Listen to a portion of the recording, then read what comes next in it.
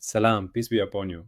My name is Mohammed Layiq Sediqi, the father of Holophase. Part 61 Causality and Measurement Mapping phi and its derivatives to observables. Remember the language we are learning. There is one field, phi, the holophase, one continuous cyclic movement from which all of reality unfolds. When phi begins to change, its first derivatives appear, and with them, the three dimensions show themselves at once. Time as omega, space as k, and motion as v, built from both. Every higher derivative is a finer question about how phi changes, and each one casts three shadows together: a time shadow, a space shadow, and a motion shadow. These echoes mix and weave into one another, forming the patterns we call fields, particles, bodies, thoughts, and worlds.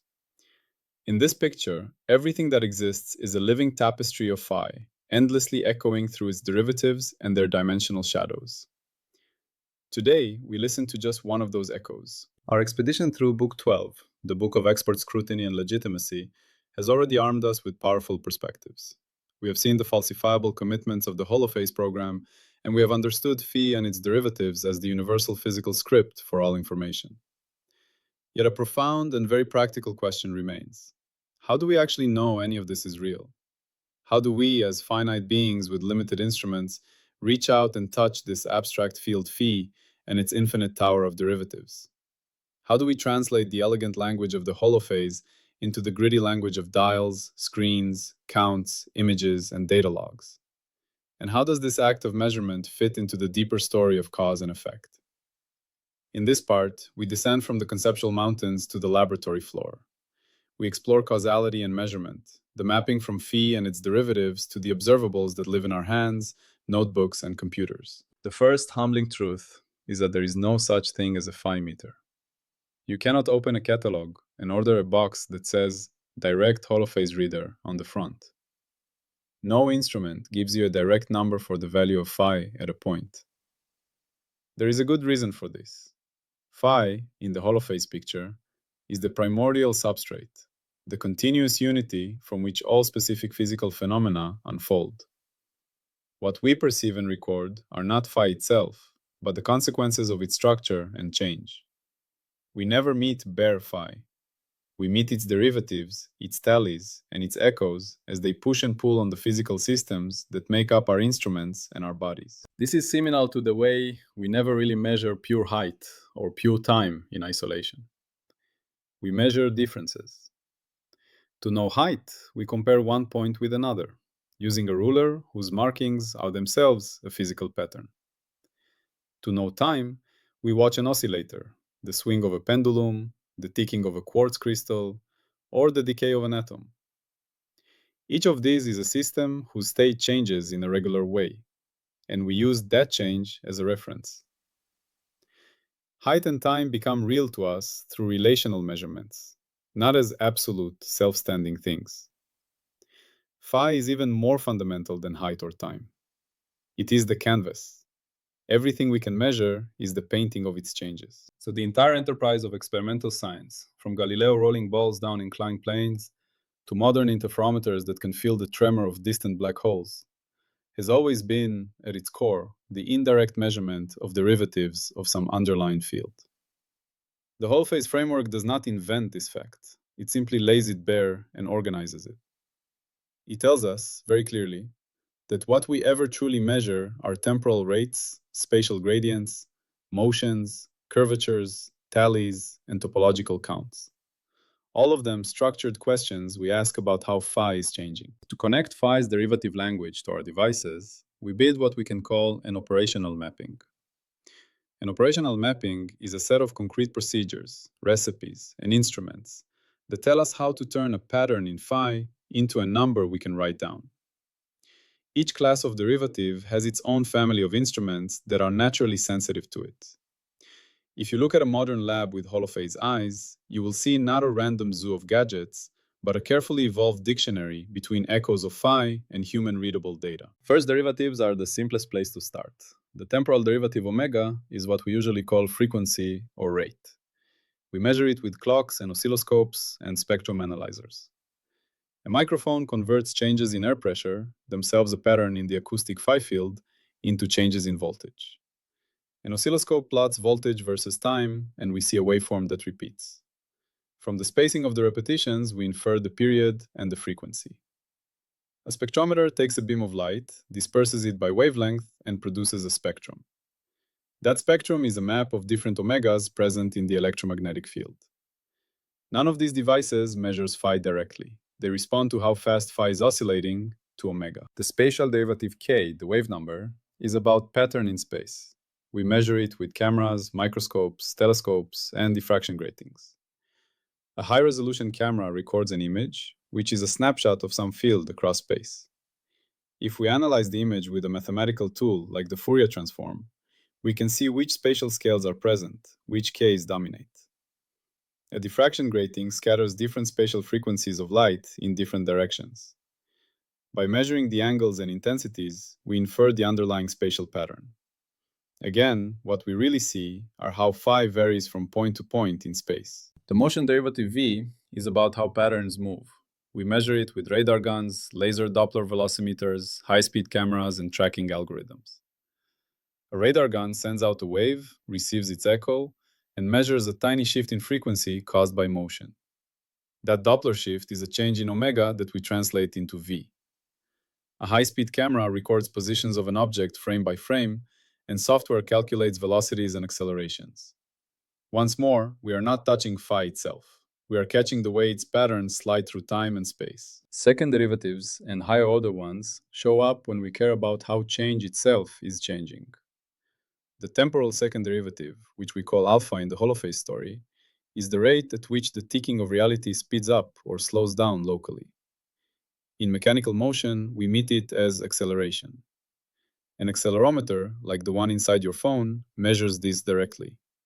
It contains a tiny mass attached to springs or beams. When your phone accelerates, the mass lags or leads, bending the springs. Sensors read that deflection and convert it into a number. That number is a direct reading of a second derivative of position, the alpha of motion. Spatial second derivatives show up as curvature. We meet curvature in the bending of a beam, the focusing of a lens, or the shape of a water wave. Interferometers are master instruments for curvature. They combine two copies of a wave and look at the interference fringes, stripes of bright and dark. The spacing and bending of those fringes encode the phase of the wavefront, which is directly tied to curvature in space. In material science, an atomic force microscope drags a tiny tip across a surface. The way the tip rises and falls, and the speed of those changes, reveals slopes and curvatures at the nanoscale. Even more exotic derivatives, like topological charges and winding numbers, are measured in clever ways. A vortex in a superfluid, for example, has a phase that winds by an integer multiple of 2 pi as you go around it. If you interfere the superfluid's wave function with the reference, you see a forked pattern in the fringes. The number of extra lines at the fork is the winding number. That is a direct visual reading of a discrete derivative property. In solid-state physics, the integer that describes the topology of an electron band structure shows up as a quantized Hall resistance. Measuring a resistance that locks onto beautifully precise plateaus is, in effect, reading off a topological charge from electrical transport data. We also measure tallies, integrated expressions of derivatives such as energy, action, and entropy. A calorimeter measures heat, which is a tally of microscopic kinetic energy and potential energy derivatives inside a material. In more abstract formalisms, the action is the integral of a Lagrangian over time, and the real paths taken by a system are those that make this tally stationary. We do not measure the action directly. Instead, we see that paths predicted by extremizing it match the actual behavior.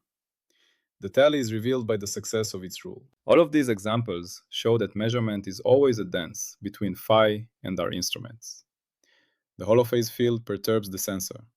The sensor, itself a structured phi pattern, converts that perturbation into another pattern, often a voltage or a current. Electronics shape and amplify that pattern. Then software, another layer in the holophase hierarchy, interprets the pattern as numbers.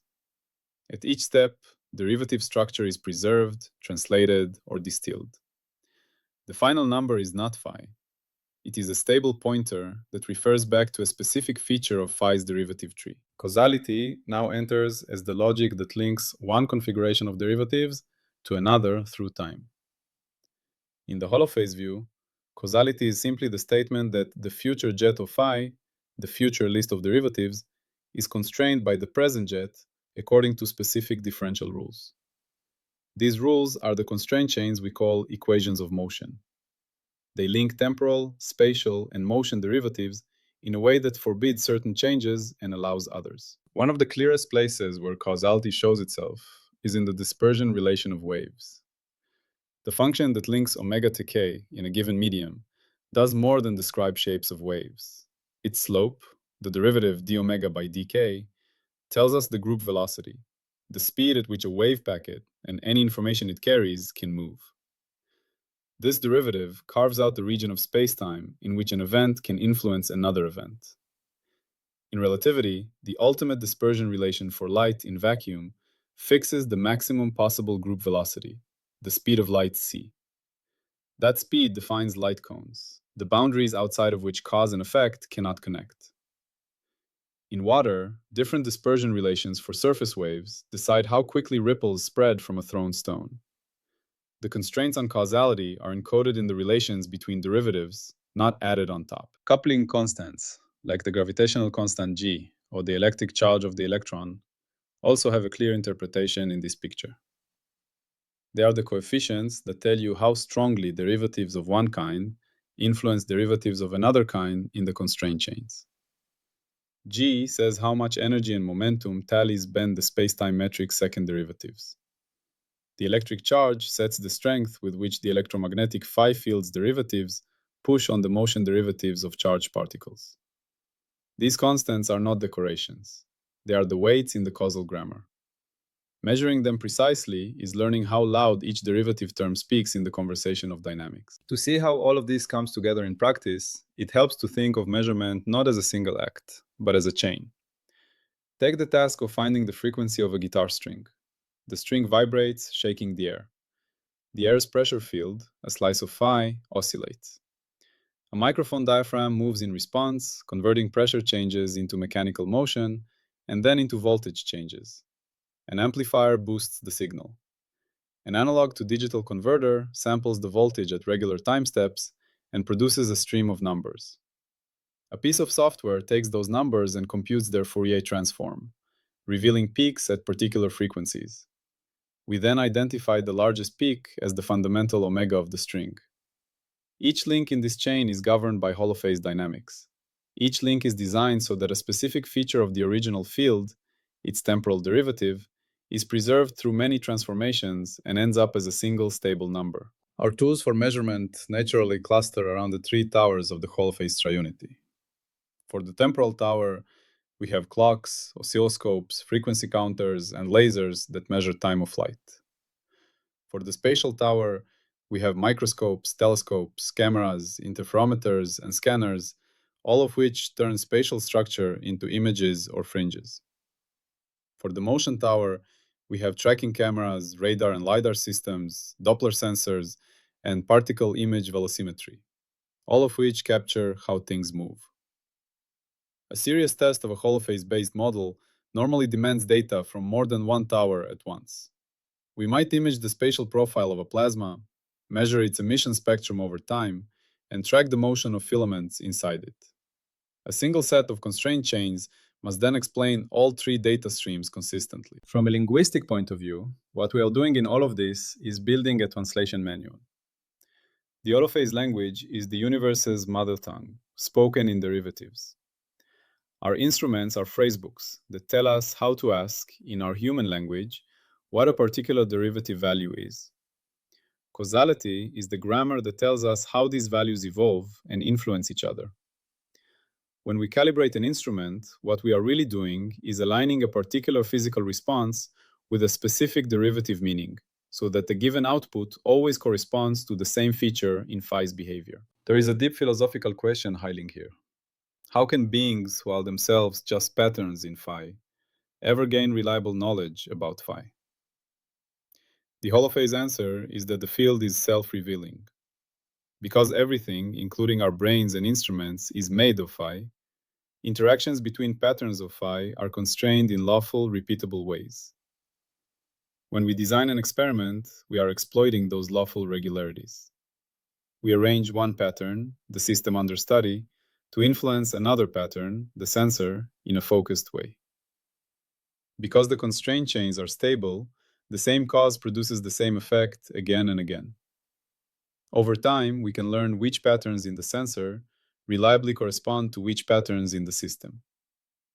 Knowledge is possible because phi is not chaotic nonsense. It has structure in its derivatives, and that structure repeats. This operational view also sharpens falsifiability. If the Holophase framework is correct, then independent ways of measuring the same derivative property must agree, once we account for all relevant influences. Imagine we want to know the magnetic moment of the electron, a property of the electron's underlying phi field. One method traps a single electron in a carefully controlled electromagnetic cage and measures its precession frequency in a magnetic field. Another method smashes electrons and other particles together at high energy and infers the magnetic moment from subtle details of scattering. Both methods have long and complicated measurement chains, but in the end, they are both supposed to report the same derivative property. If, after decades of refinement, they still disagreed by a large and stubborn margin, that would be a sign that our mapping from phi to observables was inconsistent. The universe would be whispering two different answers to the same question. That would shake our faith in the universality of the Holophase language. The fact that such measurements agree to many decimal places is a deep, hard-won confirmation that the mapping is coherent. You can train your own eye to see measurement this way. Look at a simple thermometer. Its field of interest is the kinetic energy of molecules, which is not directly visible. As the molecules in a fluid move faster, they collide more strongly with the walls of the thermometer. The fluid inside expands, changing its volume and the height of the column. We read that height against a scale. The number we say aloud is temperature, but what we really have is a calibrated mapping from a spatial derivative pattern in the fluid to a tally of microscopic motion. Or consider a bathroom scale. You step on it, gravity pulls you down, springs inside compress, a dial rotates, or a digital sensor changes its electrical resistance. The number you see is mass, or weight, but it has traveled through a whole chain of phi interactions. At the end of this exploration, we can return to phi with a new appreciation. Phi is not an untouchable abstraction. It is the very stuff of every interaction we ever experience. Every tick of a clock, every pixel on a screen, every number in a dataset is the outcome of phi interacting with itself in a carefully arranged geometry. We, as observers, are themselves stable excitations of phi that have evolved the ability to build instruments and to reflect on their readings. When we measure, it is really phi looking at phi through a structured mirror. There is another important subtlety in the relationship between causality and measurement. Our instruments never record the entire jet of phi, the full infinite list of derivatives at a point. They only give us a coarse, windowed glimpse. A photodiode responds to light integrated over a small area and a short time. A seismometer averages over many microscopic vibrations in the ground. Every measurement, therefore, involves a kind of smoothing, a window in space, a window in time, and an effective truncation in derivative order. When we say we have measured a frequency or a curvature, we always mean that we have estimated those quantities within the limits of a specific window.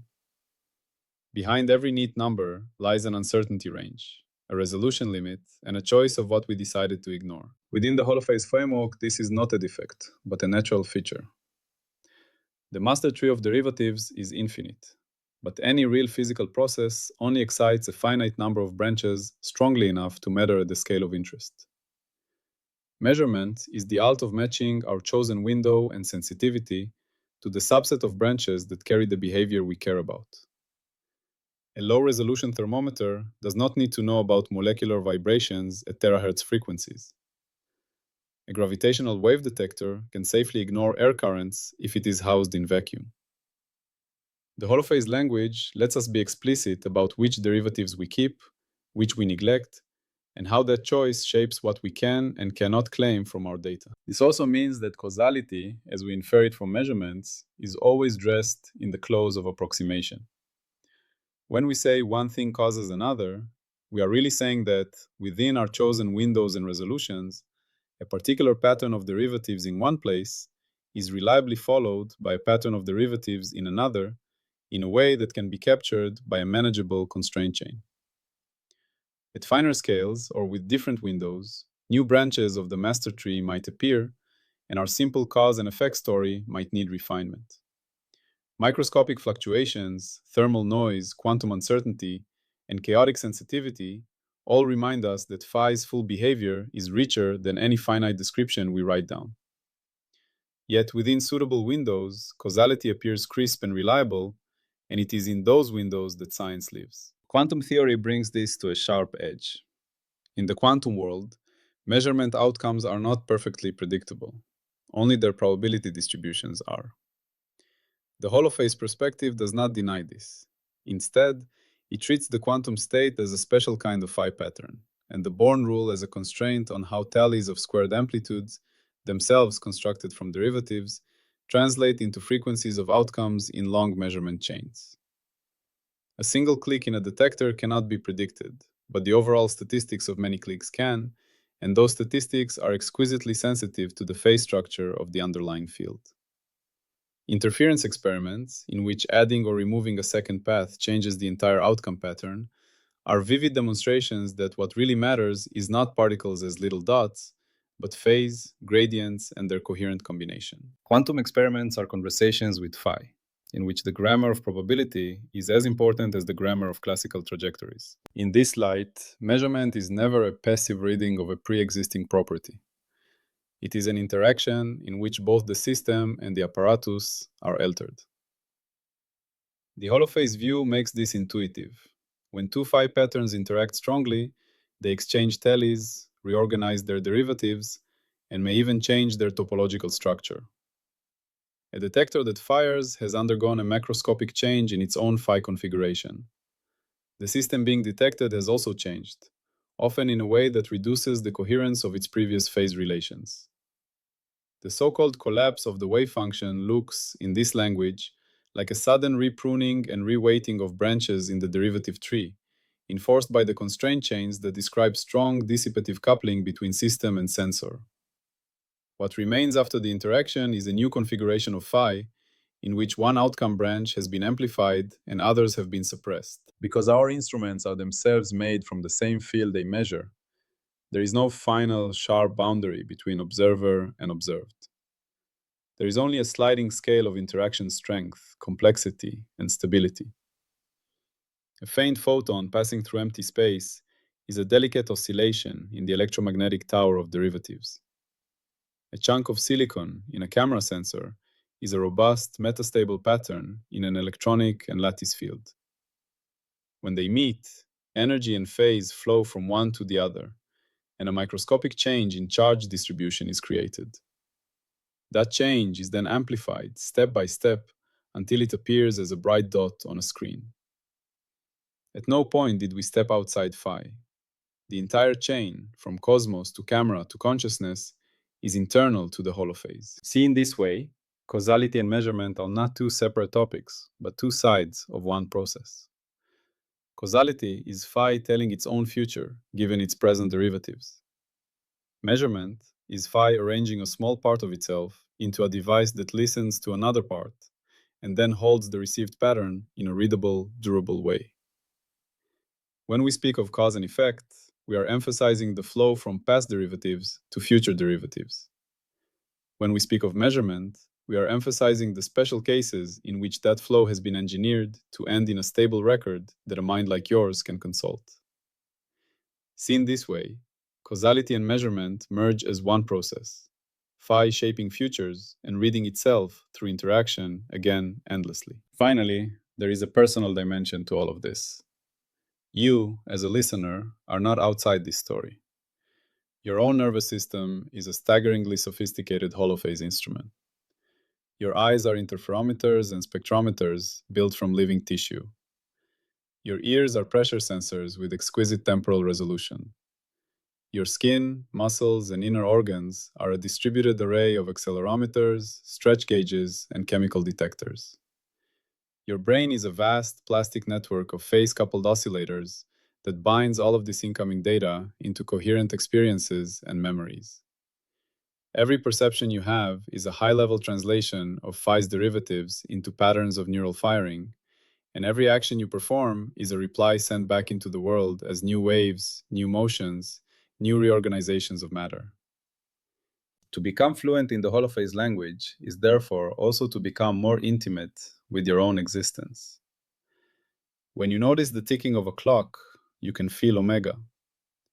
When you watch the curve of a river bend around a rock, you can see curvature. When you feel the pull of gravity in an elevator, you can sense alpha. When you read a graph in a paper, you can recognize it as a compressed shadow of a much richer derivative structure that someone has painstakingly mapped. The more clearly you see this, the more the ordinary world reveals itself as an extraordinary laboratory, and your own life reveals itself as part of the grand conversation of phi with itself. In the larger journey of Ep.7, this part anchors the Holophase language firmly in the world of practice. We have moved from grand claims of universality and deep discussions of information down to the simple question, how do we actually connect all of this to what we see and record? The answer is that causality and measurement form the bridge. Causal chains describe how derivatives propagate and influence one another. Measurement chains describe how particular derivatives are made visible to us. Together, they complete the circle between the abstract master tree of derivatives and the concrete forest of experiments. Science, seen through this lens, becomes a long, careful conversation between patterns inside phi. Our theories are proposed sentences in the Holophase language. Our experiments are questions posed in that same language through the medium of apparatus.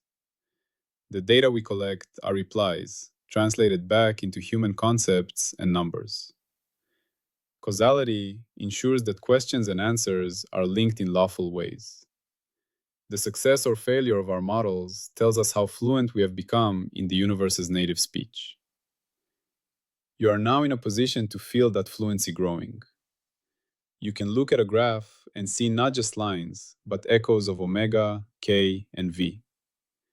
You can look at an interferogram and sense curvature.